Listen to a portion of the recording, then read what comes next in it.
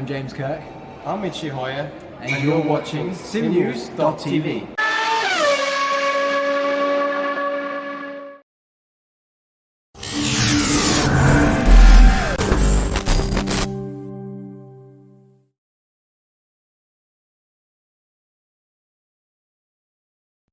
The WCSLeague Megane series on Rfactor 2 is proudly sponsored by Raceview.nl. Raceview.nl, where you and your league can get live timing updates every 2 seconds with stint analysis and an auto-generated track map, whilst also enjoying an overlay for your live broadcasts.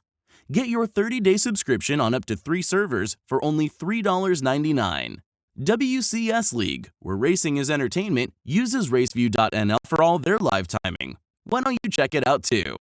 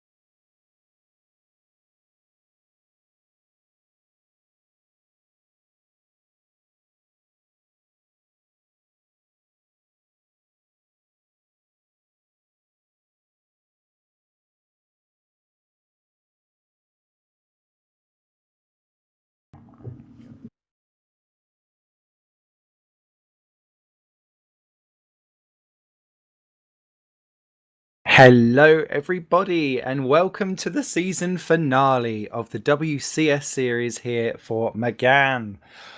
We're here at the Imola circuit courtesy of Raceview.nl. Thank you very much to our proud sponsors, and we're broadcasting live across YouTube, Facebook, Twitch and probably somewhere else that I don't know of.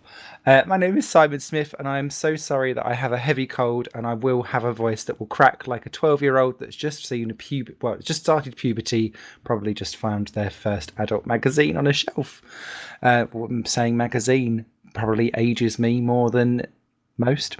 Alongside me as normal is our cameraman extraordinaire, Alex Skinner, who will be pointing the pixels at your screen to the best of his ability as usual. We are in qualifying, the usual one-lap shootout for pole. There's just under 9 minutes, remaining, and currently Wesley Stefano is on the provisional pole by less than a tenth of a second from Chris Shepherd, Roy Schroten, Hector Thompson and Simon Marshall. Your top five at the moment. We've got several out on track at the moment. I wonder who we should take a wee look at. Looks like we've got the Frenchie actually, Geoffrey Fournier down in P15 getting out from Toza. And it's spelt in a way that makes me want to say something completely different in case you are not aware of this Imola circuit. We are racing not the Grand Prix circuit, it's the one with the kind of we forget the final chicane version. I can't remember what the actual official name of it is, but we are doing that version of the circuit and we're watching Fournier come down to this usually controversial chicane, bouncing over the curbs. And as you can see, all four wheels over onto that curb. That seems to be fine and allowed for today because that green stripe on the outside is kind of like your extra area for runoff. I've seen people run out there throughout qualification already. If you are looking in on us on YouTube, I do have the chat open so we can talk championship standings, we can cheer for the favourite driver that you have, and team and so on and so forth, and we've got a few other specials going on that I'll be alluding to later on in the broadcast. We will also, as it is the season finale and I have a stinky cold, I'm in need of a proper takeaway curry at the end of the race as Geoffrey Fournier pops into 5th just behind Hector Thompson. I will be looking to the chat room to post random numbers at the end of the session to organise which of my takeaway bingo orders I will be ordering to renovate my cold. As who was that moves in? Gerrit de Vries goes into 8th position. Miguel Messino goes into 5th. Hygo Poom is just coming across the line now from what was 12th. He moves into 4th position. Not bad at all. So yes, takeaway bingo has returned. Be prepared for that. Rookie Monsters, I was a second off my best. Oh dear. Rookie Monsters will be doing the Cookie Monsters after that. Riank Hoekstra made a boo-boo into that tight very anti-outer chicane. I always get the outer and Bassa confused, so apologies if I've just said the wrong one. And completely skipped over the grass and then abandoned his lap for that. So not great for him. Mark Fuller in 14th place is the only driver out there on a hot lap. He goes into 6th position for ST Racing, so he will be pleased. And then let's take a look at a driver that is on his out lap. Championship leader Yuri Kastorp. Sandeep Singh, I heard Indian bingo so I joined. You can't win anything, Sandeep, but it's lovely to have you with us. Hope you're doing well. Here comes Yuri Kastorp then, over on the start-finish straight. My god, my voice, I'm so sorry. Down into turn 1. Remember, he's leading the charge on the Teams Championship as well in the battle against Racing Team Schroten. And just flinging himself down into the first and second chicanes, nicely using the full length of the track Braking down into the Tosa hairpin. Car looking like it wants to step out a little bit from the back, so he's got a nice tight brake bias over the hill. In other cars it's much more difficult to brake at the top of that hill because your car is off balance with the lack of weight as you go over the brow, but not so in these Megane cars because you'll be braking slightly later. Around Aqua Minerale, bouncing off the curbs where you can. Nice easy drive out. Castorp doing some fine driving there. Teammate Danny Robbins on his outlap gets well out of the way, although that would still worry me, it must be said. And Castorp using all of the track and a titchy bit more. And down into the Ravazzas, which I always think sounds a little bit like some kind of Italian cracker. I'd like some Rivazza and cheese, please. So Social in chat saying that he was more than a second off his fastest in practice, so lots of people losing it in quali. Niranjan Kumar goes in 4th position. What does Castorp do? Nicely done into pole position by 28 thousandths of a second. So close at the top, narrowly beating off Wesley Stefano. Chris Shepherd down to 3rd ahead of Roy Schroten. Remember, it's Schroten versus Castorp in the Drivers' Championship, and it's Racing Team Schroten versus RSR in the Constructors, or Teams Championship, so to speak. So, that drops Kumar then down to 5th. Peter Jones went into 6th whilst all that was going on. Craig Patterson has just gone into 12th position. I think he'd be slightly disappointed with that. 2 seconds off of pole so far. And 14 of the 19 drivers have set a time with 3 minutes left to go.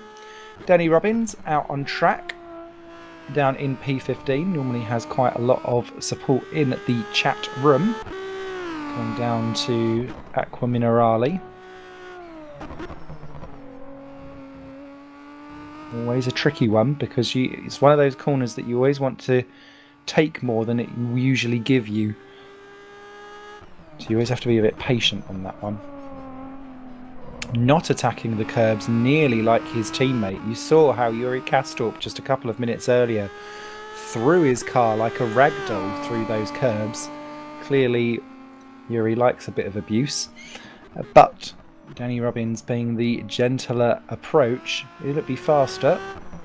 He's not really been on quite the form of Yuri Castorp this season, but doing well enough on the Teams Championships to keep himself within an outside shot of taking that Teams Championship. Carvalho just slots into 15th and the slowest of the drivers so far. Where does Robbins go? He goes 11th, 1.6 seconds off the pace in between Musino and Fournier. But from there, that's another driver that will be eyeing up the top 8, or at the very worst, reverse Gridaroo pole by getting into the top 10. So just 2 drivers left, wandering themselves around. Matthew Clipp and Caitlin Penny sorting themselves out. Usual suspects towards the end of the qualifying session. Ryan Elliott in the chat, there goes my Teams Championships, rip. Not so, not so. We've already seen with Kumar and Schroten, they have touched before out on track. We saw it earlier on, I believe in round 3 it was, where the faux pas was committed, albeit gently, and they're next to each other on the grid, and these...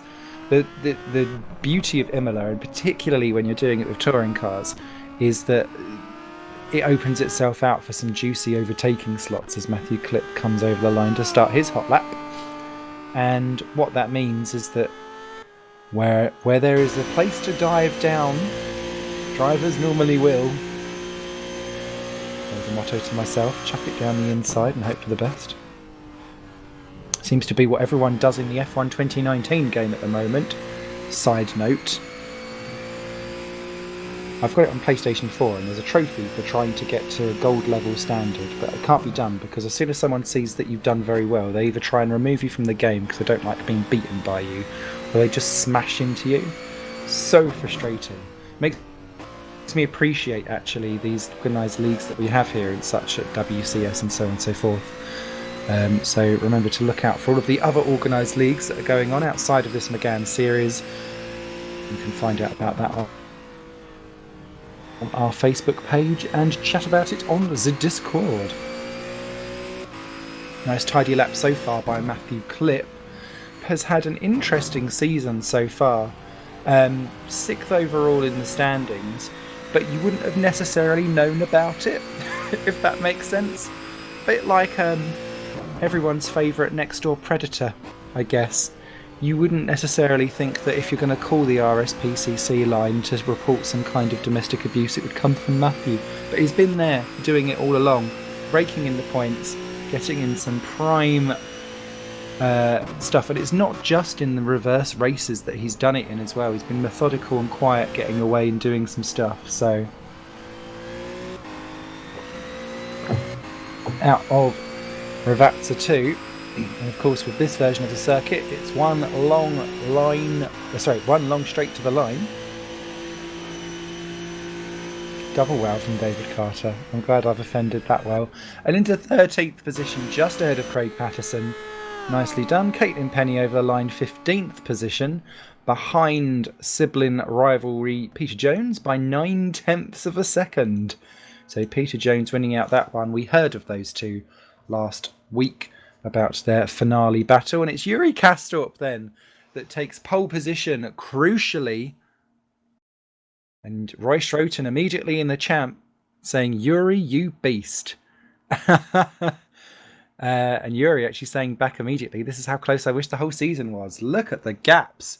I tell you what, they talk about females on Instagram about having some kind of thigh gap, but I wouldn't be able to chuck a carrot up the inside of this." Yuri Kastorp, 144.921. Wesley Stefano, 144.949. Chris Shepherd, 145.048. And Roy Schroten, just a quarter of a second behind pole position and in 4th place.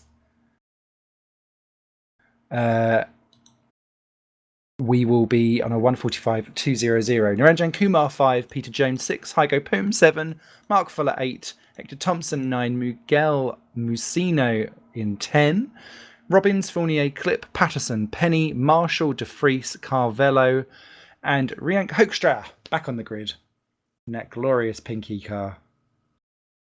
Rounding off the 19-car grid. So as we move over into the warm-up, where the drivers get 5 more minutes to just test out stuff full of fuel. Remember, there is always a mandatory tyre stop in this, the feature race. Immediately the questions, it's like a meme, how many laps? We've always got to go at. Let's take a look at the standings then. At this, the final round of the WCS Megane Cup, brought to you in association with Raceview.nl.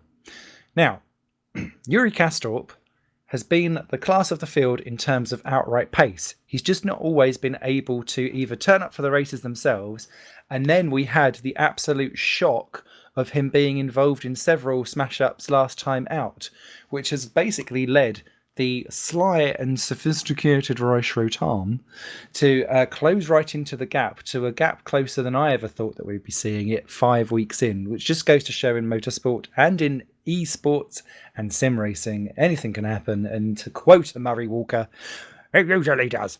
Niranjan Kumar in 3rd position is an outside chance and mathematically can take the title, but it's highly unlikely it will do.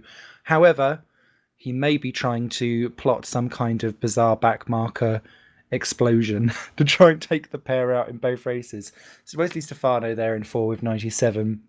Not mathematically able to do so, but will want to keep Fournier and Clip behind.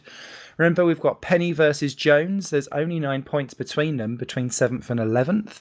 Mark Fuller has had some really good success with some of his long stints in the feature races, which has helped him get into the reverse grids, pole positions and front rows, but he hasn't been able to capitalise that down in 12th. Danny Robbins in 13th. Key, really, to see how he goes against Niranjan Kumar and Roy Schroten to ensure that the team's championships, which we'll see in a second, can swing RSR's way. Also a shout out there to Simon Marshall down in 17th with 37 points. Ever the plodder away That is a Backmarker Brigade future driver if ever I saw one. On to the constructors then, and this is the second battle that we have going on. Evening, David, to the chat there. All of the Davids in the chat. It's like a harem of Davids.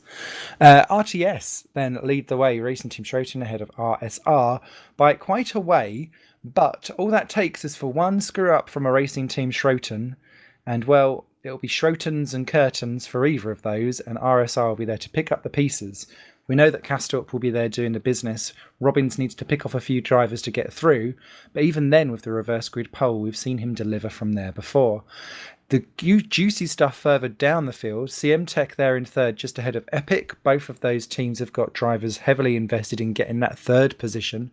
AB kind of on their own, and then you've got the battle for sixth in the constructors, a bit like what we do in Formula One, between Adonis and Team Rookie Monsters, who will be looking to pick up plenty of points there as well.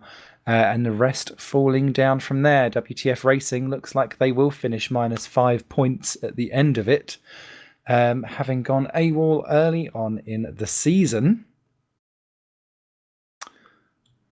Don't think anyone can do anything to save them. Ooh. Bear with me. Just had a connection issue. I'll be back in the thing itself. So, whilst this all sorts itself out, if you're in the chat in YouTube, please do let me know exactly who you think will be the title contenders. Will it be RTS or RSR? Or will it be Castorp or Schroten or Kumar for that instance as well? Who knows? Who knows indeed. Be interested to get everyone's thoughts on that.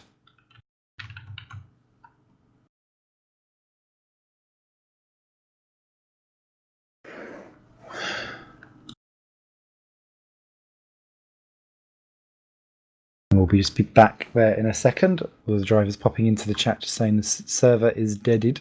We'll be back with that very shortly. User joined your channel. Immediately into the chat. If it's good enough for Studio 397, it's good enough for us. That is true. And actually, it's quite an interesting thing to talk about, just briefly, whilst as a proper pundit, let's fill the air, dead or not. There was an interesting statement that came out today, in case you've not seen it, around something that, to be fair, has been plaguing most endurance leagues for years and years and years, and that's about this connection dropout that we get across various different things. And I think because it's now, they've seen that iRacing has kind of got into the pie of endurance racing, and UJ 397, sorry, just add a number, Simon, add a number. It's they're wanting a piece of the pie. I think now that it's come up on their own turf, a bit like most things, you don't normally worry about people until they shit on your doorstep. And now that there is a proverbial turd on their broadcast itself, and they've had to red flag their thing, hopefully that will help sort out some issues for the rest of us. And that will help for us for some endurance racing, should WCS want to look at doing that in the future, or anywhere else that you'd like to race with RF2. We do love a bit of RF2, but it's a roadmap to improvement.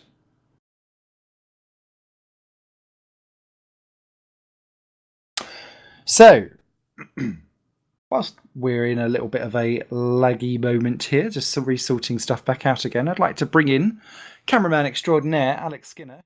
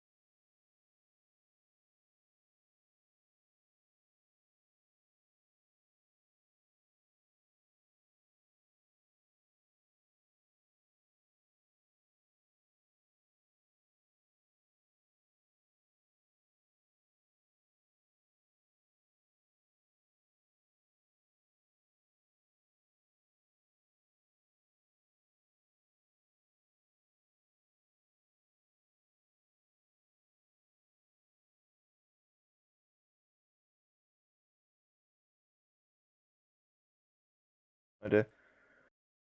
Welcome back, ladies and gentlemen. Seems that I was a bit of an idiot and turned down the wrong thing on OBS. What basically happened was I thought I was turning down a media source. I always thought I was turning down the media source, not the desktop audio. Well, I'm doing well today, aren't I, Smithy? it's all good. It's probably better you twiddle the knobs than I do, because otherwise we'll all be in a sticky situation. So, as we muck about, we were having a great talk about us basically having to go about RF2, which is pretty normal for us. But, where is it? I can't find it. But they mentioned something. I was saying to Smith, you were saying about the 397 Le Mans that happened, and we mentioned that because our server's gone down, that we were blaming that it's obviously our fault and nothing else's. But there was a problem with the there was something to do with the dedicated, is what I saw, that only a certain amount of people could connect to it without it crashing at once, or something similar. Something.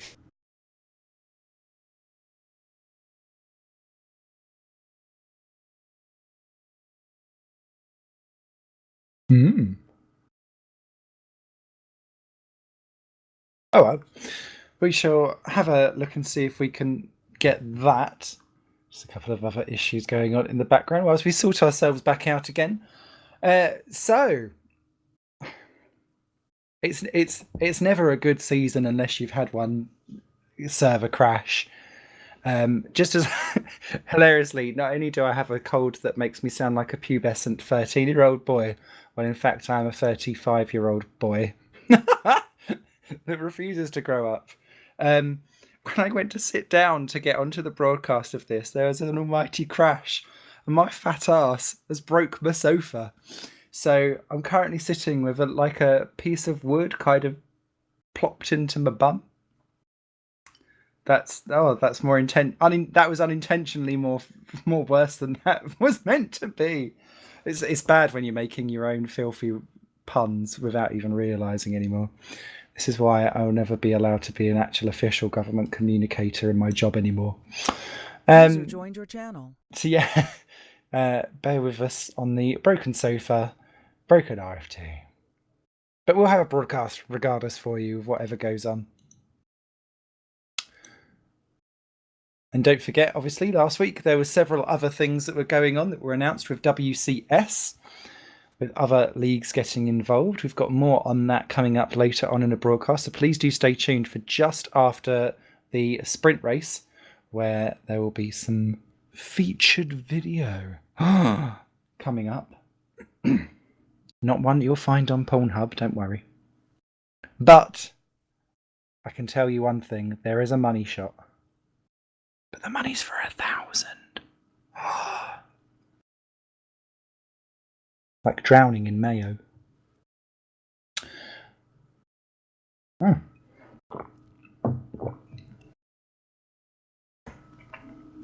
So,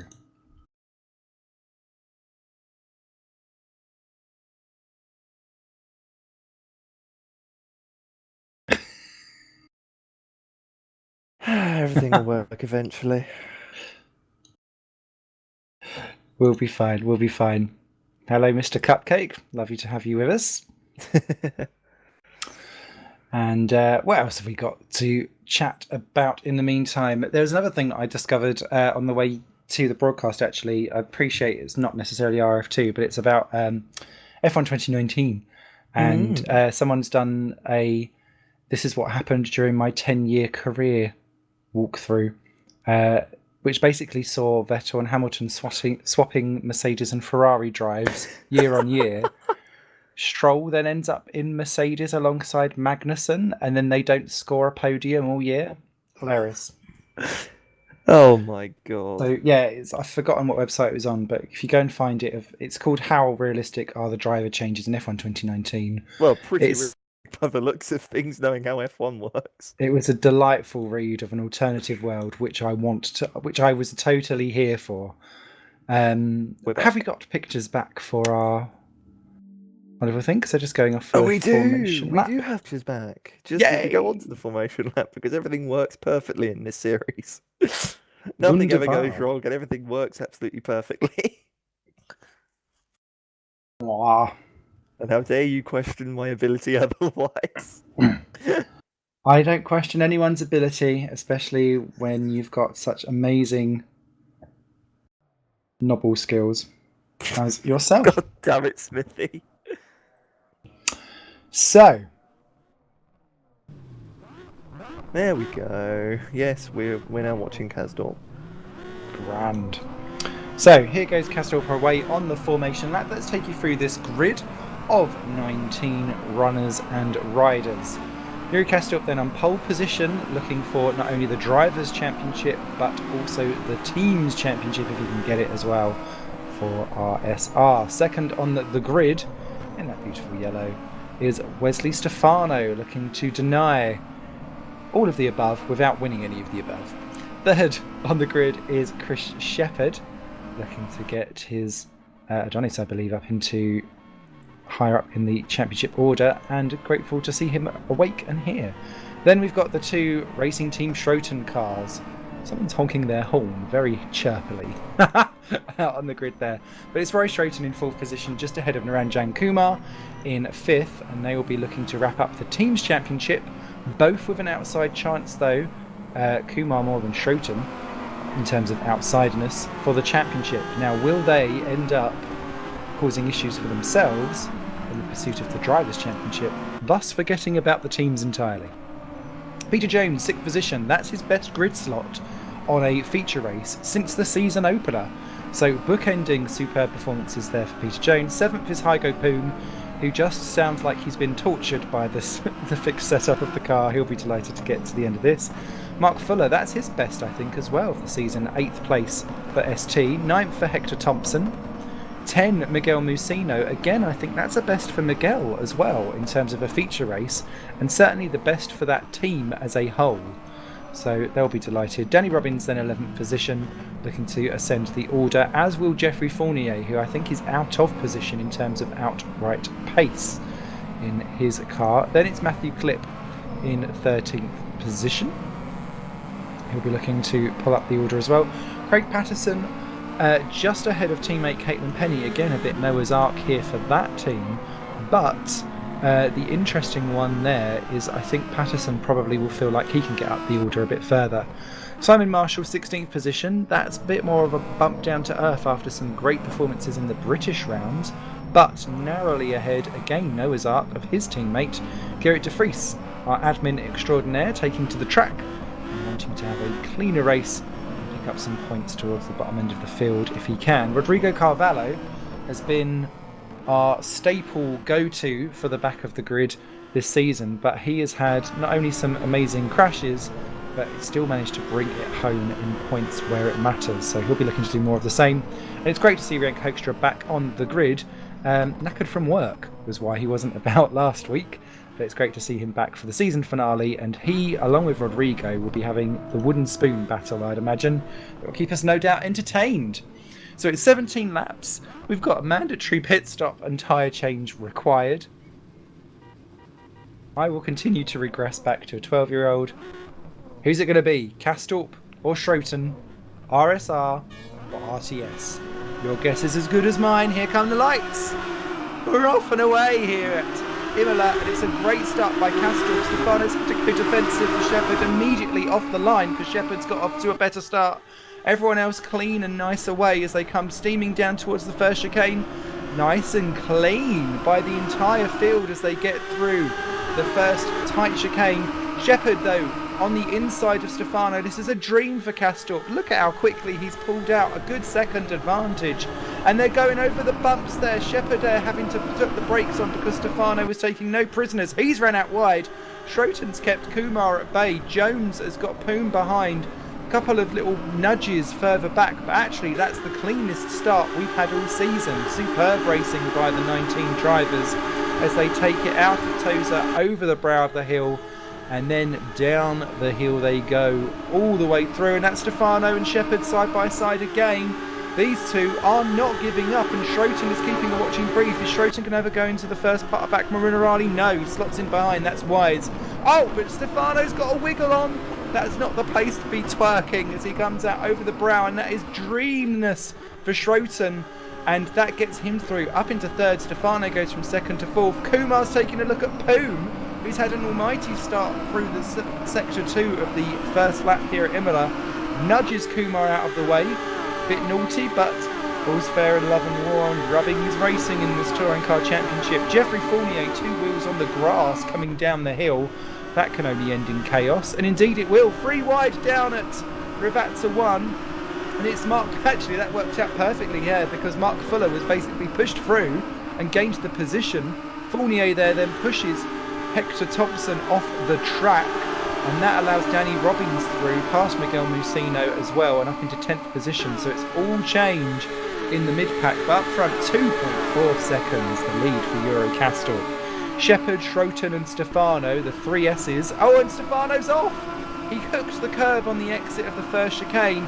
Lucky, so lucky to not have binned that. Good recovery, but Hygo Poom, boom, 4th place, beautiful move by Hygo there, although he runs slightly wide himself. The temptation to try and stick the throttle in on these curbs, very, very kind by Hygo, keeps it wide, lets Stefano get back through, and he then defends from Niranjan Kumar, who is in 6th place, and this is not looking good for his title challenge as they go over the brow of the hill. Again, Kumar wheels on the grass under braking. That's never the best way to take a corner. Jones, Fuller, Fournier, Musino, your top 10. Everyone else still kind of flagging around. Danny Robbins there has dropped to last position. Didn't see what happened there. He got caught in. He went down the inside of, I believe it was 48, or one. It was either 48 or one of the Adonis cars, and spun it out, dropped straight down the order into the second chicane. So that's gone. That's Eurocar's title completely out the window. Because at the moment they're going to need a wing, a prayer, something else if that's going to happen. And so it could be that the first title of the evening gets decided at the end of this feature race rather than going through to the actual finale. So Castor 2.9, he's pulled out half a second on this lap. Shepherd though has been able to gap Schroten and Stefano. That car looks really wild and unsettled. It's fast, but it's driving on a knife edge, and Stefano is really struggling to keep that car basically pointing in the right direction, and Hygo Poom is going to absolutely capitalise on this down into turn 1. Later on the brakes, nice and cleanly through. Stefano immediately looking at what he can do to try and riposte back, but sadly the fencing fight is done by the looks of it. Poom up into 4th. Stefano, will he take a look down into the second chicane? No, he will not. Kumar keeps a watching brief. Peter Jones not far off the back of this either. Oh, sorry, Kumar nearly actually lost his complete chance completely. He went up as Stefano was very slow coming out the second chicane. He nearly went into the back of Stefano, had to check himself up, and the car nearly snapped in the complete opposite direction and had him straight off the circuit there, Smithy. Not grand, not grand. Robbins takes Carvalho for 18th, starts his ascension up the order, but it's going to be a big, tall order, as in BFG tool, for them to do anything for that championship. But great to see Niranjan still going. I've seen him now disconnect off. What's going on there? He's still going, but that was a very big lag spike from him, yes. And I believe Stefano had a similar issue. But Not Peter great. Jones looking to the outside. Not going to make that work there. You really want to be on the inside, but come on, using a bit more of the track limits than I feel he should be. But you know, what works, and you know, we'll see what everyone has to say afterwards. But Hygo Poom, man that was very much annoyed with the setup, doing a very good job with it. He is indeed, soaking up the pressure from Wesley Stefano, 4 versus 5 position, with the Kumar Jones behind in 6th, making up their own orienteering session around the circuit. And Schroten's basically keeping onto the back of Chris Shepherd without actually going for it, but Stefano is going to be going for it. Hector Thompson into the pits, first one to go for it. Boom! No! Boom! Round the pair go, looping long spins. Stefano's gone into the actual other gravel trap. Such was the loop of that spin. Rejoins in 8th position. That was a real shame because the previous lap was much cleaner. Stefano kept his foot in longer that time, and sadly, the skids continued for Poom, who just seems to lock up and speed in a little bit further. Poom's rejoined in 14th position behind Simon Marshall. Stefano is in 8th, just ahead of Craig Patterson, taking Miguel Musino for 9th position. And that's going to allow Matthew Clipp to capitalise. 10 and 11 and 12. Penny there too as they go over the brow of the hill. Clip do. Oh no, Penny! Penny's done exactly what she did at Brands Hatch. No! Musino then collect. And then that's Marshall into it as well. It is well. I tell you what, if I was playing Wii Sports, I would have shouted strike at that moment. But sadly, we're playing Rfactor 2. And unfortunate there, it's the top of a hill. It's very difficult when you commit to that corner to brake and get through. Because you're going at such a pace, it's difficult to not have a sizable smash up at the top of the hill. So all that has amazingly pulled Rienk Hoekstra up into 12th place. So let's celebrate that for a split second. As Gerrit de Vries looks like he's about to displace Rienk, and for 12th, can't do it though, down into Rfactor 1. But it's great to see Rienk actually much more with the rest of the field this evening, and Shepherd has got Schroten all over his rear. That's closed down very quickly. All of this has promoted Naranjan Kumar to 4, Jones to 5, Fuller to 6, Fournier to 7, Stefano now into 8, or down to 8, Patterson, Clipp, Penny, Hoekstra, de Vries. Then Robbins and Carvalho have gone through. Robbins still hasn't actually got away from Carvalho, so just not the pace here. Then into the pits, Marshall, Musino and Poom, all with damage I'd imagine, but they've got to take a timed stop with a tyre change anyway, so, or a mandatory stop, sorry, for tyre change. So why not do it and fix the damage early on and try and make those tyres stretch for as long as they can. Shepherd and Schroten still continuing. Lap 5 of 17 we are on. Still nose to tail. Schroten getting a bit leery coming out of Aqua Minerale. Then it's a good 7 seconds back to Kumar, Jones. Then Mark Fuller in 6th place, having a stonking race to be fair. Just ahead of Jeffrey Fournier, who's had a much better exit out of the Aqua Minerale at the top of the hill, having a look down to the inside. Very anti-outer. Backed out of it and was able to keep Stefano behind, so that was good offensive and defensive driving. That's all allowing them to play into Craig Patterson's hand, who, now clear of that little mini smash up that happened at the top of the hill, is busy reeling those trio in. Interestingly, there Hector Thompson 12 seconds ahead of Hygo Poom after their pit stop. So Hector Thompson pitting on lap 2 and getting out of all of that carnage. That could very well work for him. Teammate Matthew Clipp has just entered into the pit lane at this time. Welcome to the chat, Adam. Fournier having a look at Mark Fuller, Simon. Going down towards the first corners. It's all contact. It's going to allow Stefano through. Sneaky Stefano up to 7th with that little love nudge from Fournier. Fournier has had some really good do-or-die moves throughout the season. That was another one that included some elbows and argy-bargy. Certainly far from the worst what we've seen out there. Robbins and Carvalho both into the pits from 14th and 15th as well on the lower reaches of the points. But as you can see there, Fournier not able to necessarily get clear of Stefano. Fuller kind of keeping him behind. He'll be doing, I'm assuming, his usual late long first stint, which is where everyone else pits, he then gets some clear air and is able to jump people because he's out of the battles and carnage. So that works out quite nicely for him.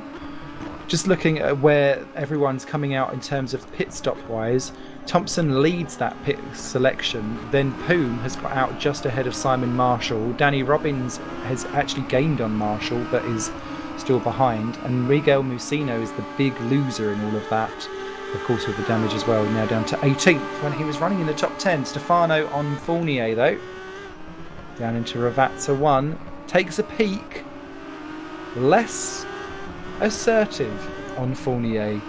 I do wonder, and you get this quite often, and Alex, you must have, I think you'll probably have some opinions on this as well. You choose who you pick your battles with, particularly in touring cars, because there is an element of argy-bargy wrestling with these cars because you know they can take it. And Stefano having another look. Not doing the do-or-die moves because Fournier will dish it back no more than he will actually get it. And look at that, down into the first chicane. Stefano gets through, but he had to make sure that he had a clear car advantage in order to do so, which is something that he didn't feel that he needed to do with Mark Fuller, perhaps because Fuller doesn't dish it back nearly as heavily as what, say, someone like Fournier would as Gerrit de Vries pits. Yeah, no, definitely, especially in touring cars and silhouettes, which can and even GT racing actually, where the cars are built to take a bit of a bit of contact. You do pick your fights pretty quickly because you learn, okay, these guys are going to tear me to pieces. These guys are going to pretty much yield if I put my nose anywhere within 5 feet of them. So, you can sort of pick your battles quite easily. And with Fournier, he's someone that if you get aggressive and dive him, he will do the exact same back a lap later. So, he's very fair with it though. He's not someone that is unfair with it. If he makes a mistake and hits you off, he'll let you by. He's a gentleman driver, and I've always respected Jeff for that. Other drivers not necessarily in this field, but in sim racing, wouldn't do the same thing. So you get pretty aggressive with them pretty quickly. But as you say, Gerrit de Vries versus Danny Robbins actually. So this is sort of more important for the team's title because obviously Danny Robbins need all the places he can get. Cruises up the inside of Gerrit into the first chicane. But out front, Yuri Kazdorp, going over every single curve possible as Schroeten's in the pit lane. He was indeed. He was just behind Shepherd. Kastrup, though, losing time to Chris Shepherd. That gap was at 3.7 seconds, now down to 3 over the last 2 laps. So Chris Shepherd getting into his stride. Caitlin Penny in the pits too. But Shepherd really starting to chip away. I wonder if he's had a bit of a Castorpian moment. That sounds like some kind of evil regime that's going to take over most of Europe. Freudian slip, a Castorpian slip, or something similar. I am from the Castorpian Empire. We obey our Lord and Saviour Yuri Kastorp. I take all your points and fastest laps. Down into... And then spin, or have an accident, and then everything goes wrong. But yeah, he's lost out a little bit, but Greg Kastrup was saying about how he doesn't go huge and he looks after the tyres and so on and so forth. I wonder if Shepherd was trying to learn a little bit from that because he's upped his pace slightly. Whereas you look at someone like Stefano where his car was so on point and on a knife's edge, that can't have helped anything to do with his tyre life and tyre temperature at all, which we know has been such a critical thing throughout this whole season. Being able to keep the tyres under temperature. Yes, sim racing struggles with this too if you're new to sim racing. It is not something that is purely for the real sports themselves.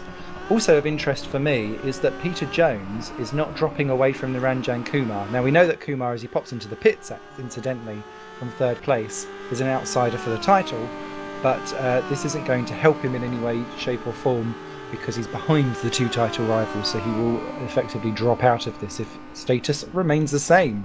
Peter Jones then up into 3rd place, and this is a definite return to form, and he needs to make 9 points over his sibling rivalry with Caitlin Penny, and this is a good way to go about it. Bit of Stefano, Fuller, Patterson, Rienk Hoekstra in the pits, as is Jeffrey Fournier too. Rienk Hoekstra, they're running in the top 10 for the first time all season, so that's lovely to see. And Schroeten there gets out, and he's had a much bigger extended lead actually by pitting earlier from Niranjan Kumar. The gap was about 9 seconds before the pit stops themselves. It's now up to 11, I believe, by the time that all works itself out and Kumar's up to speed. Yeah, of interest there, Rienk Hoekstra is going to rejoin in 13th position actually. So that's a sizable thing for him, although maybe not. As he comes speeding down the pit lane, we've got Marshall versus Robbins for 14th and 15th. They're going to arrive just as Hoekstra gets up to speed. Hoekstra does get out just in front of them all. Here comes Robbins, wanting to take Simon Marshall. Ooh, very tight line into the first chicane, almost too tight. But let's not beat around the bush there, as Castorp and Shepherd, our leading duo, are in. And look, 2.2 seconds as they go down the pit lane. Battle of the pit lane crew. Jones in, Stefano stays out as well. Smithy says Stefano looking to go long on these tyres that we thought were pretty dead. Yeah, I'm really surprised at that, actually, because of the amount of gravel and flopping that he goes through. Fuller does his usual as well. Loves a long first stint. Welcome to the chat, Filippo Canio. Lovely to have you with us. And yeah, between Stefano and Fuller going long, that really surprises me. Castorp and Shepherd, though, that looks very close. Shepherd had a quicker stop. That looks like Shepherd's stop in general was just quicker, it seems. So the little RNG element coming into it here, because obviously Schroeter's going to look at there. What? Where the Nanny? Where did that come from? Schroeter. Alex.exe has stopped working? I mean, what? That shows what the overcut does. Let me have a look at the times there. Oh, do you know what? Roy Schroeter, 1:45.305. My goodness me, that was 1.5 seconds, well, 1 second faster than most of Schroeter's other laps. Whereas the last lap around, a 1:46.1, it's not by much, but to be fair, he has done a faster stop and a faster outlap, and that has got him ahead and kept Schroeter's driver championship hopes alive and very much destroyed RSR's team championship hopes. Game is on here at Imola. Castorp just behind Schroeter, just ahead of Shepherd. And Shepherd is really the odd one out here. He has nothing to lose. He'd quite love a win, thank you very much. Missed the first few races of the season. Would have been fantastic to have had him here, because that would have been a beautiful freeway as Stefano comes in. That's not something that I'd expect to find on any kind of Pornhub. I'm talking about championship challenge here. Fuller in as well, so lap 10 of 17. No one wants to go much further, and I think they may be noticing exactly how potent this undercut is, because actually if you look down the field as a whole, Matthew Clip has gone. Oh, Matthew Clip's off the track. What's going on here? Clip and Thompson, Patterson, 8, 9, 10. Sorry, 9, 10, 11. All off the track down at the chicane, and there's going to be contact down into the Rfactors. Hector Thompson gets out of it. Thompson pitted on lap 3. He has made up so much ground initially, now starting to fade because his tyres are slightly older. But Matthew Clip got in ahead of Patterson and Penny, beat the lot out. Several drivers that came in earlier have really worked out. And look, Mark Fuller, last to pit, he's rejoined behind all of that battle that he was ahead of. So Fournier, Clip, Patterson, Thompson and Penny all leapfrogging Fuller during that pit stop cycle. To be fair, Fournier and Fuller were the other way round, apologies.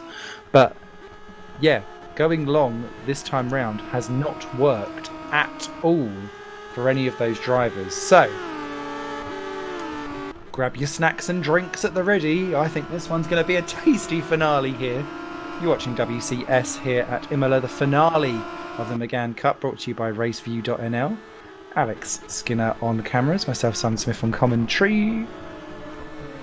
Get yourself tasty and ready to go. The top 3 covered by 2.5 seconds. Castorp and Shepherd slightly faster, but Schroeter doing the damage in the pit stops and the strategy in a crucially quick outlap. They've dropped Kumar, who's 12 seconds off the back of Schroeter. Stefano has regained back up to 5th. Hygo Poom has retired from this race. The first one is just kind of... let me just take a... Oh, he's just disappeared, actually, coming out of Tosa. So that's a disconnect for Hygo, by the looks of it. 18 remain. 3 won't score. At the moment, those 3 are De Vries, Musino and Carvalho. So, last time around, Schroeter 1:45.439, Castorp 1:45.034, Shepherd 1:45.323. So Shepherd's the one losing out this time round. Continuing on their batter. It was a crash there. Hygo Poom just putting in the chat a crash for RF2. Not great for him. In terms of the other driver that's involved in the team's championship, Danny Robbins, still 14th place. It has not worked out at all for him. Crucially as well, he's not been able to pull away from Simon Marshall. We saw a really decisive overtake down to turn 1, but he's not pulled away from Marshall in terms of actual pace. Riank Hoekstra is still ahead of him, doing easily his best race of the season in 13th. And yeah, that essentially means it's over. Gerrit de Vries off the track, 17th, out of the race. Suddenly it is the fatigue moment and we're dropping like fries. Or like flies, not fries. We've not been to the Would you like some flies with that, Smithy? I'd like some fries, please. We'll add that to the takeaway bingo for later. But yeah, not grand. Not grand there. So Gerrit out of the race, 17 now remain. So unfortunate for him, binning it on the exit of turn 1. Really weird one, actually. He kind of had his accident, then had a further one to kind of put it in the wall. 1 second now, the gap between Kastorp. He gained 3 tenths that lap. He is quicker in Sector 2. Sector 3, Schroten is quicker. So that kind of makes me think that Kastorp is trying to, or is better obviously around the corners, but maybe is less good on the whole start and stopping, because that's kind of where that final chicane, final corners of the Rvatsas are. They're very starty-stoppy rather than trying to smash over the curbs. And we've seen how Kastorp abuses those curbs and puts them into an S&M hold over many of the corners. Shepherd, actually the fastest of the 3, down to 1.5 seconds the gap between himself and Schroten. And it's very difficult as well, I think, for Chris Shepherd. Although he has nothing to lose, he also, I guess, doesn't want to necessarily get involved in the title battle as well. So you're almost in two minds as to whether to interfere with the battle, because you can stick your nose in and know for the championship they will back out because they've got bigger things on their mind. And wow, Shepherd took that curb. Woo! Hot stuff. Different drivers, I imagine, might approach this in slightly different ways. I personally would probably not want to get involved in the battle, but would be very happy to pick up any of the pieces as they get thrown my way, in the hope that one would do a lungelina on the other and cause an issue. So feast on scraps, please, as they come across the line to complete lap 13 of 17, 4 to go. And it's just 4 tenths of a second. Kastorp had a really good exit from Rvatsar 2. Stuck in the slipstream of Schroten. This is the closest he's been so far. We're going to keep with this lead trio. I know there are good battles going on elsewhere, but nothing is quite as tight and needy and newsworthy as this battle for the top 3 up front. It is going to help resolve both the teams and the Drivers' Championship, as well as the race result for the win here. Hector Thompson is in reverse grid pole at the moment in 10th place off your screens. He's got 2 seconds over Caitlin Penny and Mark Fuller, so that's looking quite good. And Danny Robbins has caught up to the back of Riank Hoekstra, but hasn't made a way past for 13th and 14th. But it wouldn't matter, because he's too far down the order to be able to affect anything for RSR to claw back the 20 plus points that they need on Racing Team Schroten, because Kumar in 4th position is doing exactly what he needs to do to ensure Racing Team Schroten get that win. Here's Kastorp first, peekaboo. Hello Roy, here I am. I would not want to be Roy Schroten in these shoes at the moment. Coming down the hill, you've got I'll tell you what, you'd be boss-eyed by the end of this lap. One eye looking in front of you to make sure. Oh, Kastorp, look at that. That was a dive of intent. Schroten wanting to brake early because that gets him the maximum exit from Rvatsar 1 into 2 to be able to hold off this slipstream. Kastorp putting the lunge in to almost scare him off of that racing line. Across the line they go. What's the gap? It was 4 tenths last time. 2.8. He's into the slipstream, sucking his car up to the rear end of Schroten. Will he take a look? into the first chicane. No, he does not. Schroten brakes extra late. Look at how he takes the curves much more differently compared to what he usually does, because he's having to brake later, carry the speed into the corner. That will compromise his exit because he's not able to take that speed earlier because he's kind of feathering the car through. Expert defence by Schroten, expert application of pressure by Kastorp, and Shepherd's just sitting there going, I'll have either of you mates so long as you get a problem. And I don't think Shepherd's going to wait, but Kastorp's not going to wait much longer either. Up onto the slipstream. Will Schroten feel the need to go to defensive? Yes, he does. Oh, Kastorp bounces over the curb. This is Chris Shepherd's opportunity. Down the outside, that's not the place you want to be at Aqua Minerale. That will be a wedge that will constantly diminish, but he's done it. A stunning, superb move around the outside there for Shepherd. Kastorp gave him the room. That's exactly what I was talking about, where you talk about taking the risk versus the reward. Shepherd has all the reward and none of the risk of the championship. Kastorp does. And this just helps Schroten in closing down what is already a very tiny 8-point advantage that Kastorp has over Schroten. I did not think that this race would be going any way close to this in terms of getting towards the end and not seeing Kastorp on the top step in terms of raw pace. Shepherd has thrown an absolute blinder in here, and the problem for Schroten is that Chris Shepherd is going to do very much the same move. We've seen now what his mindset is. He wants to get involved. He wants that victory. And he's going to take it whichever way he can. Down into turn one they come. 2 laps to go. Schroten, Shepherd, Kastorp, the three of them nose to tail as they work their way through this corner. 1 second. You could throw a blanket over the three of them and call it a menage a trois. But close enough. Shepherd takes a peek. That might not help. Well, he did return back to the racing line, but I wouldn't have wanted to go in for it there. That's not of the 3 chicanes, that's the least likely to go for a move, to be frank, around the Imola chicane circuit, to be fair. Over the brow of the hill, 1 bump, then 2, a bit like lumps of sugar in a tea. Look at how close they are. Around the Piratella, down the hill they go. Close enough this time for Shepherd, but it's all around the setup. Where this all started, and it started so many corners back, was on the run down to Rfactor. Schroten knows how key it is to get good exit out of there because of the elongated straight that we have, and Shepherd gets an excellent exit out from the chicane. Down the hill he goes. He could very well do the same thing that Kastorp done before. Kastorp minorly detached. Is Shepherd going to go for it? No, he goes more to the outside.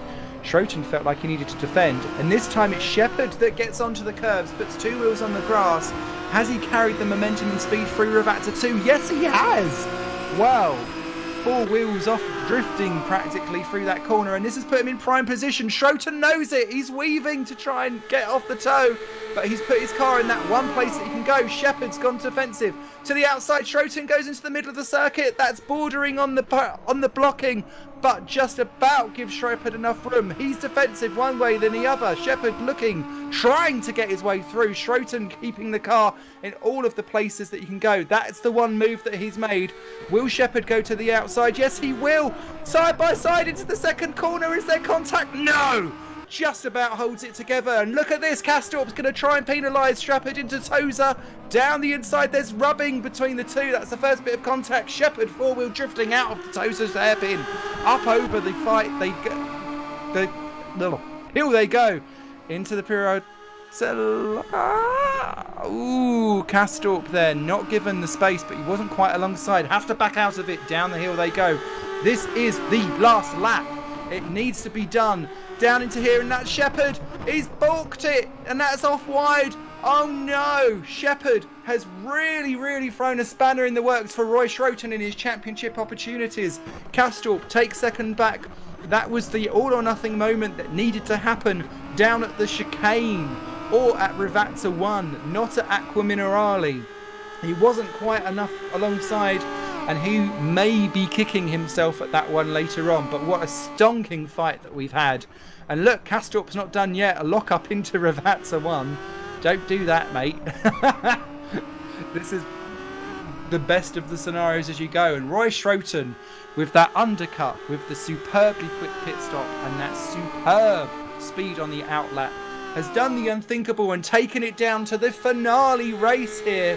Roy Schroten wins the feature race here at Imola by 0.7 of a second from Yuri Kastorp. Third goes to Chris Shepherd. A valiant effort and a well-deserved podium.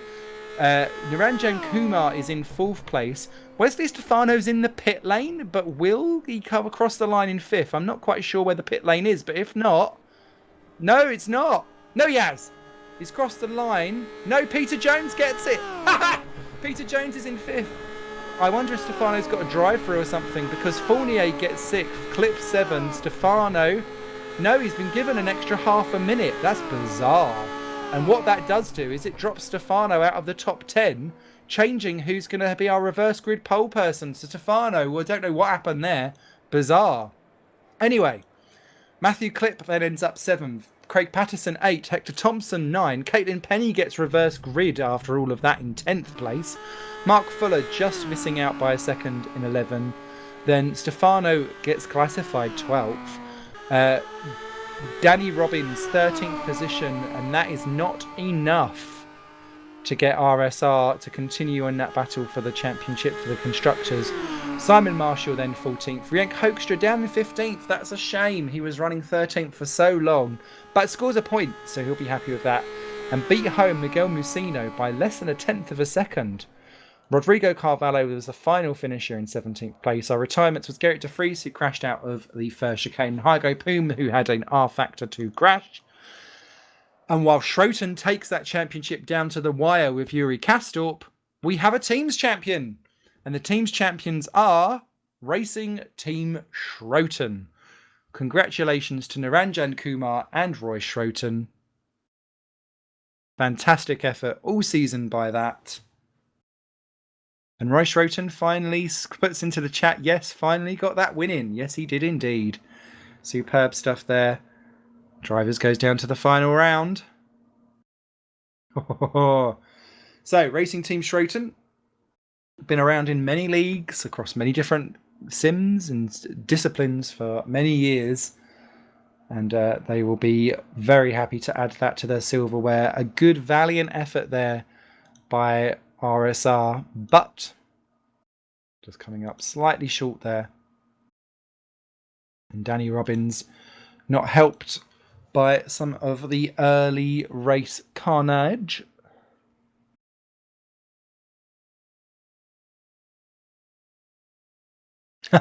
Chris Shepherd in the chat there. Just, I think this is a good stuff on the mentality. Chris Shepherd, first or nothing, Nate. So lots of people congratulating themselves.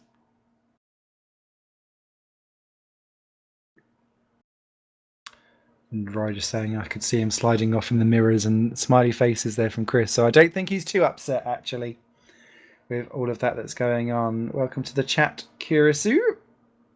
I know who you are.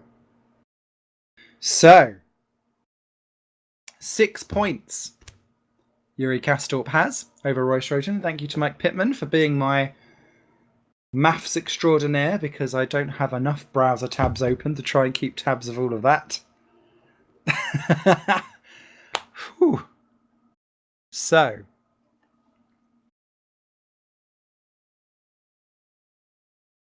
fastest lap went to Chris Shepherd in all of that, so I don't think that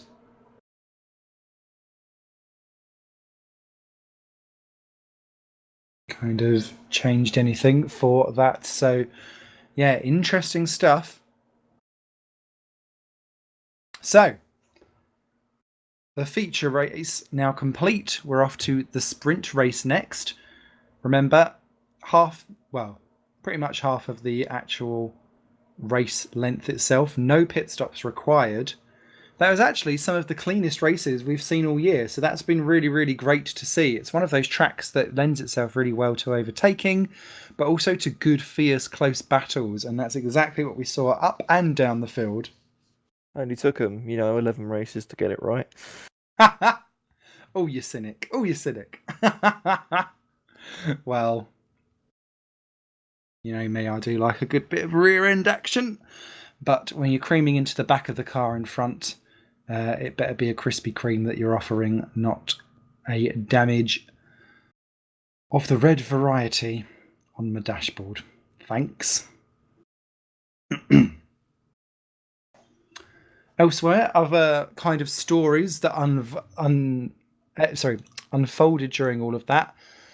With Kumar getting ahead of Stefano in terms of how that all set up, that pretty much confirms Niranjan Kumar, I believe, now as third in the Drivers' Championship. It also confirms Wesley Stefano as fourth in the championship. Those two can't swap positions nor be overtaken by anyone else behind. Fournier and Clip still having a good little battle over fifth in the championship, although it's kind of lopsided still in Geoffrey Fournier's favour. And I think the other big winner from that one will be Chris Shepherd, who was ninth with 56 points and will have found himself basically clinging onto the back of that Fournier-Clip battle now, if not actually ahead of Clip by the end of it. So could Chris Shepherd still yoink fifth in the title? That'll be him versus Geoffrey Fournier in all of that. Peter Jones also done a fine job in that car with what was his strongest pace since the season opener, and probably his best finish actually all season as well, and that will do him a world of good, moving ahead of Argo Tida and Hygo Poom.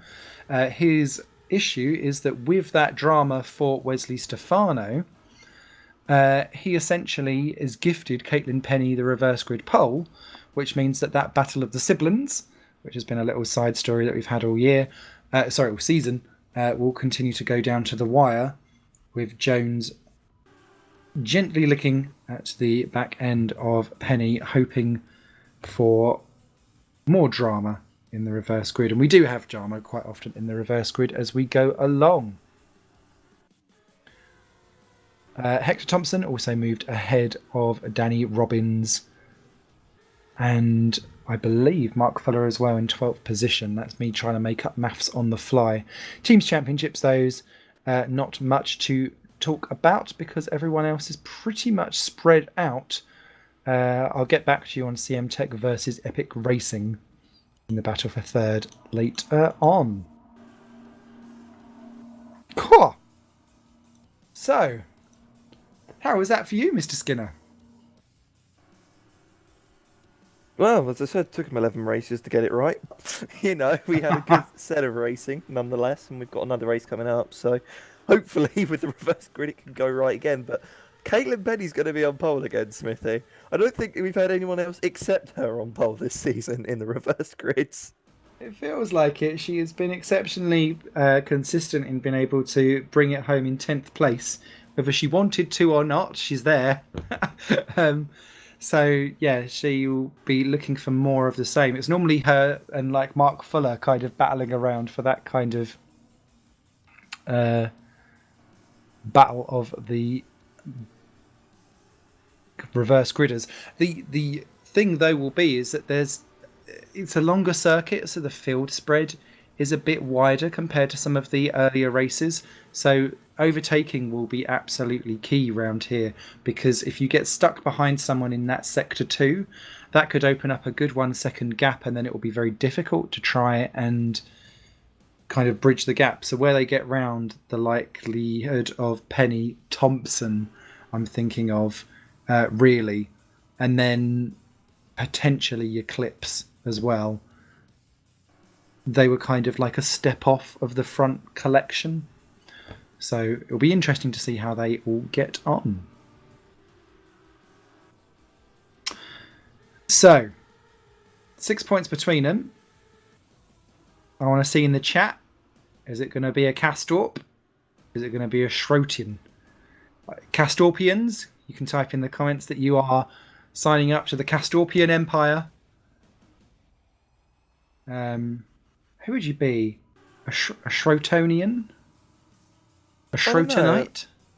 Yeah, Shrotonite, a Casdorpian, or as I call it, the Casderpians.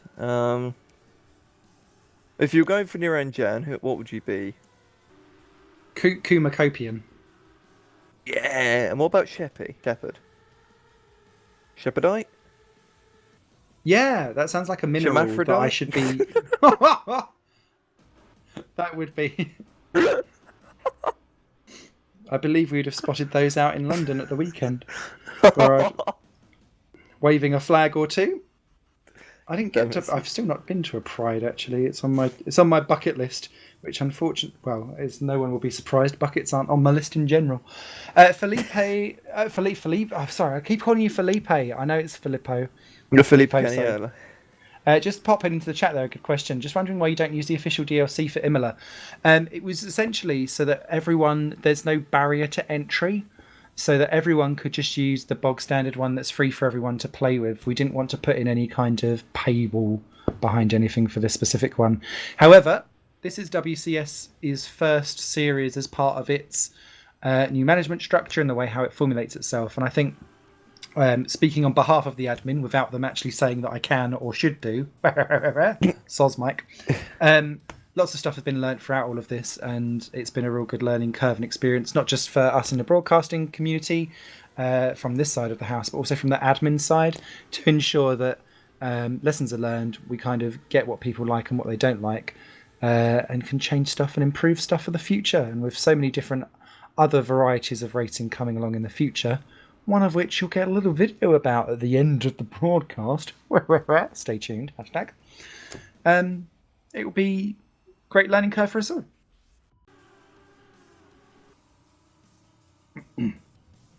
Thank you very much, Mr. Carrot. Congratulations on your wedding, by the way. I've not had a chance to speak to you properly since. Oh, congrats, Phil. Carrot's got a missus. Yay! I think I remember him telling me about this a while ago, and it completely blanked my mind for a while until he just mentioned it now. Congrats! There we go. Proof, if you ever needed some, that actually sim racers can have real lives outside of this. I remember, a very quick side note, because we've only got 17 seconds before the formation lap. I put down on a CV for a job application that I did sim racing commentary, and most of my job discussion ended up talking about all of that and all the different skills that I could bring in. And then they didn't hire me afterwards. And I was like, is that because we didn't ask any of the actual interview questions? And I was like, I was like, oh, don't put that on a CV again. Anyway, Caitlin Penny roars us off on the formation lap. 9 laps this sprint race is around the Imola circuit for Caitlin Penny. So, she's on our pole position. Alongside her will be Hector Thompson. So, Hector, who remember done the very earliest pit on lap 3, pulled himself up to 9th. I think there's pace in him yet. Craig Patterson in 3rd place. An anonymous feature race, but again effective. Matthew Clipp in 4. And it's kind of that collection with perhaps Jeffrey Fournier involved in 5th place on the grid that these leading selection are going to need to get through. Shout out to Peter James. They're 6th on the grid. Had the pace of Niranjan Kumar in 7th on the grid, but kind of in their no man's land. If they get good starts and get a few cars between them, don't discount Jones or Kumar for a shock win here in this finale race of the season. Chris Shepherd then 8th on the grid. Yuri Kastorp is 9 and Roy Stroton 10. I expect fireworks from that trio.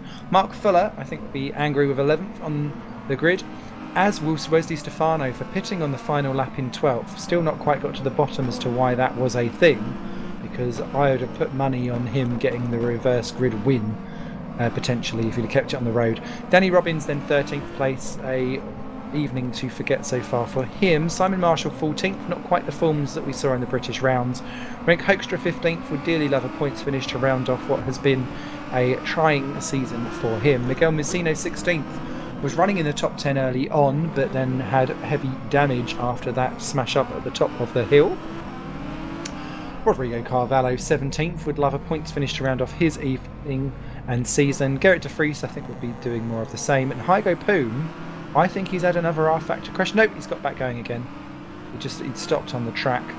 He is our 19th and final runner and rider. And I'm with you, Marius Nikolai, in the chat. Enjoyed the first race. Hope the second race will be the same. I very much enjoyed the season. Thank you very much for WCS for inviting me to come and chat with you all.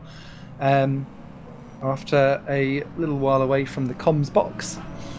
And it's been an absolute privilege and pleasure to do so, and to hopefully keep you vaguely entertained all the way through. Thanks for Alex Skinner for being patient with me as I talk utter trash in his ear most of the evening. No need for patience at all, Smith. You've been an absolute pleasure and an honour to work with. Hugs. There we go. It's a love fest. It's been long enough since I've wanted to work with you, so, finally got a chance. An absolute pleasure, mate. Thank you very much. And thank you, of course, to Raceview.nl for being our proud sponsor. And I think next year, next season, assuming that we're doing the same stuff and I get invited back again, I think we need to bring in shots for Megane as part of that video at the beginning. If you've watched it, you know what we're talking about. Here they come, onto the grid. The WCS Megane series. Yep, for the WCS Megane series indeed, for the one final time for Season 5. Who's it going to be? We're off and away. The Adonis of Penny gets off to a cracking start. That grid is much better off the line. Patterson has already jumped up into second ahead of Fournier and Clip. Hector Thompson, an absolutely horrid start there, drops down to 7th already. Everyone nice and clean again through turn 1. Gerrit de Vries, oh no they're not, Kumar's out! Into the gravel. Didn't see who popped him off into there. It was nice and tight, but everyone not quite going the same. And it's Kastorp and Schroten side by side for 6th and 7th. Going into the second chicane. Yuri Kastorp's got it. And that is Hector Thompson. Oh, a massive smash for Carvalho into the barriers in the background. Doing essentially... Oh, and he reverses. Oh dear, Rodrigo reverses into Kumar, who didn't need that at all. But it's Penny that leads the way from Patterson, Fournier, Clip, Jones, Kastorp, Schroten, Shepherd, Stefano, Robbins, Marshall, Poom, Thompson, Musino, Fuller, de Vries, Hoekstra, Kumar and Carvalho out of the race after a huge smash exit in the second chicane. And this is key for Kastorp. That definitive chop down at the first corner, I appreciate it wasn't at the very front of the field, but that was required for Kastorp to get ahead of Schroten off the line and stay there, essentially. Was ahead on the grid, obviously, but Schroten was fancying a Lungelina down the inside. So, first on their list, Peter Jones, but Peter Jones has got the pace on Clip, who does not quite have the pace on Fournier, but Fournier will have the pace on Patterson and Penny. So this accordion effect is going to be absolutely fascinating to see what happens. Danny Robbins has got around Marshall for 10 and 11, by the way, off the back. So, here we go. Lap 1 completed of 9. The feature race, the sprint race, always so short. And look at Schroten. He wants Kastorp. He's gone to the outside. That's not been the preferred line. Does the switcheroo down to the inside. He's doing a late break. Over the curves he goes. They're leaning on each other. He's pushed. Schroten has pushed Kastorp down a position. Shepherd gets through.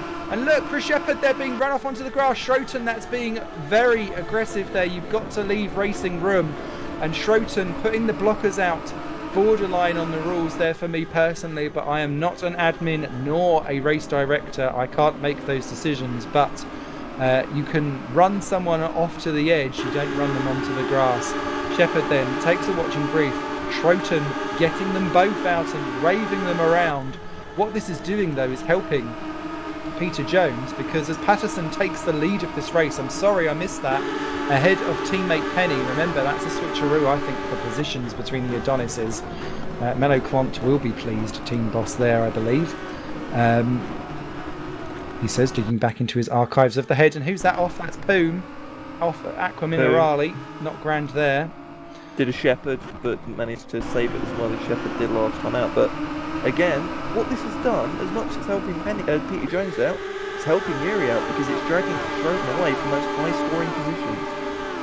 And with where he is at the moment, he's still within that 6-point gap. That is very key. And look, Penny and Patterson, they even though they've swapped positions, Penny basically now holding up a train with a slightly poor exit. That's allowed Patterson to get away. I was going to say Niebruck and pulling away, but now look at Jeffrey Fournier into third place. He got ahead of Clip off the line. Now looking one way or the other. Penny goes to the inside line, stays defensive, saying to Fournier, you're going to have to go around the outside, mate, if you're going to go for it. Fournier does accept the challenge, does the cut back in the middle. Clip versus Jones. Jones pushed off onto the grass. That's held up Schroten. Look at Shepherd immediately capitalising, and Kastorp goes to the inside. The championship leaders side by side out of the first chicane, coming down to the second. Who's that on the grass? There's Schroten. Oh, they're all off. They're all off. What has happened? Kastorp in the gravel. Shepherd in the gravel. That was down the straight. What are these people doing? Stefano and Shepherd immediately rage quitting out.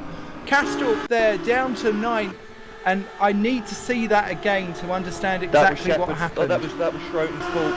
That was Schroten's fault. He comes across the front of Shepherd. He's both of them off the track and then rejoins and takes out Yuri. Kastorp. Schroten getting way too desperate for this title. Yeah, that was moving on the racing. So I'm just looking at it from. Apologies, I'm swingmanning it, but I'm not the broadcast, so don't judge. Don't worry, I've just swingmanned it as well, so you can, we can apologise on behalf of both of us. Well, let's not call ourselves swingers, but yeah, Kastorp, the real one there that has kind of lucked out in a way, but the real losers there, Shepherd, Stefano, and co.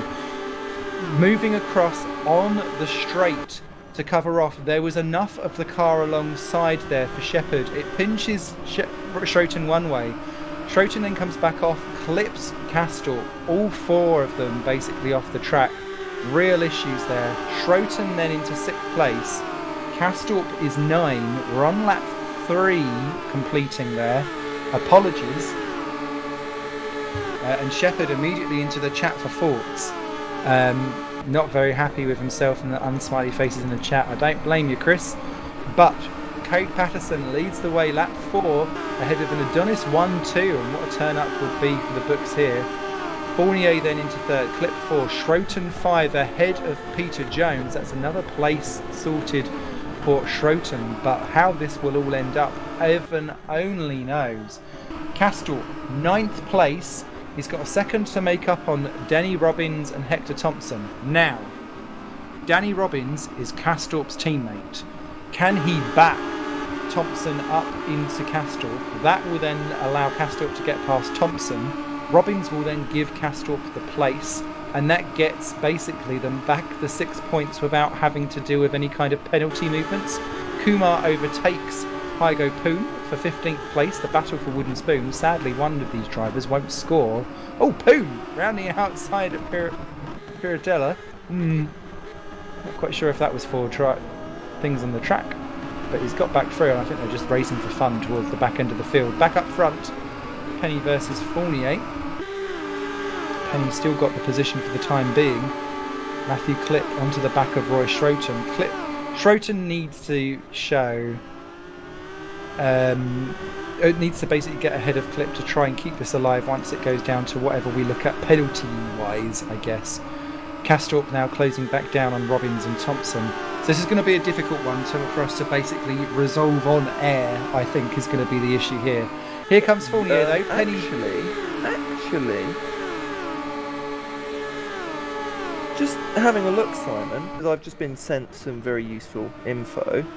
Fournier gets second. 5th to 8th as Kastorp has just gone into 8th. Kastorp is still leading this title. Aha! Well, because it's 11 points for 5th, 8th. It? It's 11 points for 5th and 8 for 8th.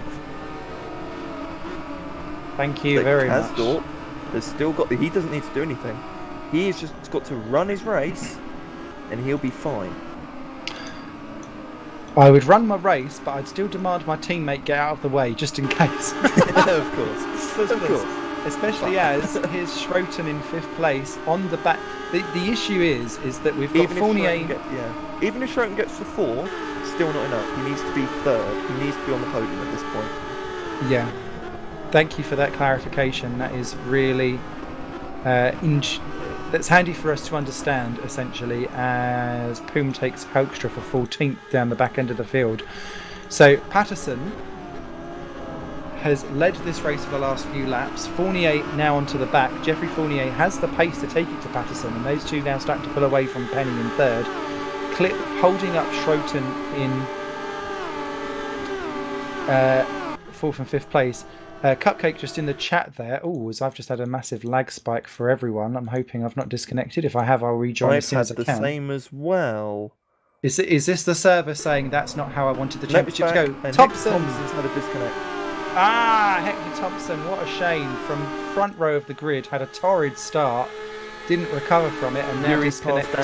past Danny as well. So, Yuri getting closer to the back of Schroten, and I wouldn't be surprised if he just hangs it out here because the fact that we're on that 6 of 9. Clip off the track. Penny off the track. Clip moves up into third. This could be juicy. Caitlin Penny versus Roy Schroten. None of those have given an inch all season. And Penny has been in her fair share of drama. And Fournier goes for the lead at the same time on Patterson. You've got to have eyes in the back of your head here at the moment. Patterson defends out from Tosa. This is the lead at the moment. And Fournier not looking at it over the brow of the hill. Looks like that will stay the same. Penny keeps Schroten behind as well. So defensive action going there. With Robbins now let Castorp through, that gives Castorp another bit of breather space, because I guess the next drama is what happens if Penny and Clip get together as Kumar crashes out. Doesn't matter, they've won the team's championship and he's third overall in the drivers. His day is sorted. It does mean all 15 drivers, if they finish, will score. But I'm just covering eventualities. If we have drama between drivers, if they take each other out, what does that then do for promoting stuff? So I guess if they continue to smash each other out, then meh, whatever. Here comes Schroten on Penny down into Rfactor 1, leaning on Penny. Again, more barging and arging. Jones and Kasdorp as well. Jones and Kasdorp were leaning on each other as well. Jones defending his heart out from Yuri Kasdorp. Every time Schroten makes a place, Kasdorp tries to do the same. So, it's getting pretty close between these two. And here we go, Kasdorp to the outside of Peter Jones, as that, I believe, is Hector Thompson, back in the server. And around the outside goes Yuri Kasdorp, easy job done. He's now just got to get past Caitlin Penny, and oh boy, we've seen these two have a nice little fight before, and we know what's happened every time. So it might be nice and easy for Yuri Kasdorp to get through. But we'll see what happens, because know that these two, it is very vital for the title just to get these two near each other, and I think Yuri wants to beat Roy on track just to prove a point. Indeed, indeed, indeed. So, plenty of dramas elsewhere. Hector Thompson has rejoined again. Oof from Rodrigo Carvalho. Yes, David Carter, Thompson had disconnected. He's back in the race 2 laps down and will pick up points if he just brings it home. So, back up the front. Fournier not being able to re-go back at Patterson. Patterson takes a wider line into Tosa and it tempts Fournier into having a look. And then that actually seems to give Patterson a bit of a breather round Sector 2. But it's just differences in lines, because I've seen it for the last couple of laps. Really interesting. A bit of driver psychology there, of tempting someone in for a gap and then not actually being able to let them prevail on it. Schroten onto the back of Matthew Clip. Clip in general has been very steady in his and measured in his performances. That's reflected in his 6th in the championship overall. Penny gets a bit sideways into Rfactor 1 though. Could make it difficult for her to defend coming out of Rfactor 2, and indeed it does, because look at how close Yuri Kasdorp is on the start of lap 7 or completion of lap 7 of 9. Into lap 8 of 9 now. Kasdorp goes one way, Penny goes the other. She's always preferred the inside line. Schroten on Clip as well. Schroten goes for the inside. Clip goes off onto the grass. I think he took that as opposed to not wanting to do a move. Keeps him in the position. I don't know if you feel like you'll need to give that up, but Kastorp's got around Penny, so it doesn't matter. He was defending from Schroten anyway. Schroten was deciding to go on his inside, and I think Clip saw what happened and what Schroten has been like driving-wise, and went, nah, not even risking losing the place because of that. So, doesn't surprise me, and I don't think we'll be penalised for that, because Schroten would have tagged in if Clip had stayed on the circuit. So, yeah, I think a bit opportune, semi-smart driving by Matthew Clip at this point. And in the background, the sibling rivalry continues as Peter Jones has a look on the inside of Caitlin Penny. Does indeed. Massive smash towards the back end of the field as well. De Vries and Poom have got together. De Vries has retired from the race as a result down at the second chicane, both making it to the barriers. Yeah, Penny versus Jones, a good little side battle that we've seen there. Interesting stuff there. Discretion, the better part of valour there for Clip, and I think that's why he's managed to get himself into 6th place. It's not through pure pace. Jones and Penny have come together. The siblings have come together. Well, that chicane is always a difficult one to go for. Penny had run wide coming out of Aqua Minerales 2. Jones went for it, slid in, smashed into Penny, so 6 of one, half a dozen of the other. But really Jones there was forcing the issue, and Penny taking evasive action, or basically even punted into it. Kasdorp got a better run. Smithy Kasdorp got a very much a better run on the back of hello. hello. Rubbing their hands together. This is going to be a bit of an evil move, I think. Here we go. Here we go. You can't be too evil though, because it's going to be difficult. Round the outside, they've got Clip just ahead as well. Schroten forces the issue, runs deep into the corner. Kastrup goes one way, goes the other. This is the final lap. This is the championship challenging, deciding move. Schroten again goes defensive, putting his wheels wherever he can, whether we feel like it's in racing etiquette or not. And what Kastorp needs to do is to ensure that he doesn't get pushed off of the track in any of the moves. Oh, and look! Schroten gets wiggly out, That is a squiggle wiggle. Kastorp gets through, and Schroten, that is a driver who's lost his head, essentially, and I mean that in the nicest possible way. The pressure has got to him, sliding around, causing too much and wanting it too much. If he'd have kept his head as he has done throughout the other 11 rounds of the season, there would have maybe have not made that move. But Kastorp's pace. Patterson and Fournier. Patterson and Fournier. Fournier looks to the outside. He's not going to make it work, but he's getting very close, and he's going to have a run out of the chicane. So, coming into Rfactor, coming into our favourite little Italian cracker for the final time this season. It is going to be side by side. Fournier on the outside. And I think Patterson might have it yet. Fournier loses the rear end, and Craig Patterson, I think, has got this. Well, it has been an Italian cracker. Both races have provided so much entertainment. Craig Patterson is going to cross the line to take the win here in the final round, just ahead of Fournier Clip. But it's Yuri Kastorp who will take the driver's crown on the circuit, regardless of what happens penalty-wise afterwards. He went back past Schroten, fair and the square. Schroten there will be defeated down into 5th. Penny beats home Jones and wins a sibling rivalry for 6 and 7. Danny Robbins comes home 8. Simon Marshall will be 9th.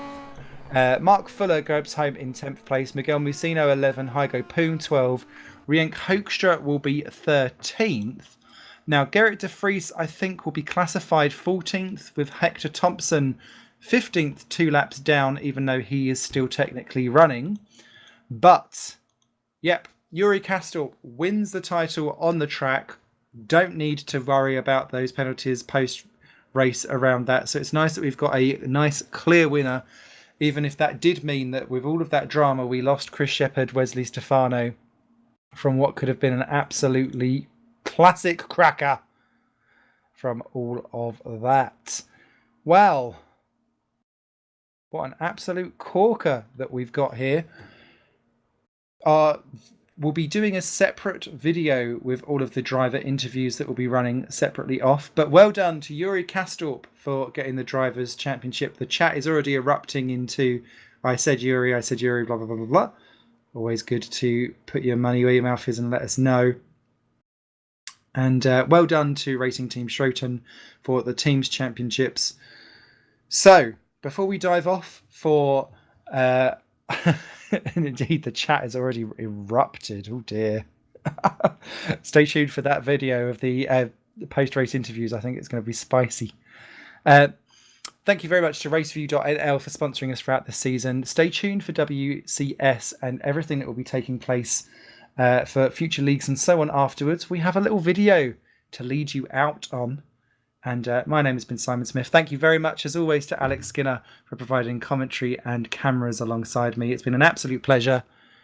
We'll be seeing you very soon on WCS. Thank you very much. Bye for now.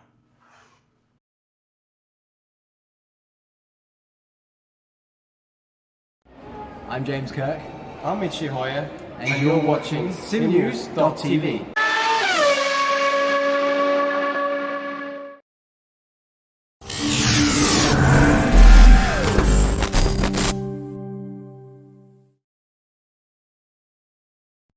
The WCS League Megane series on Rfactor 2 is proudly sponsored by Raceview.nl.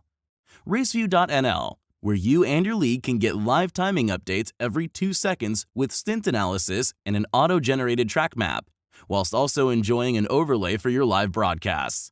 Get your 30-day subscription on up to 3 servers for only $3.99. WCS League, where racing is entertainment, uses Raceview.nl for all their live timing. Why don't you check it out too?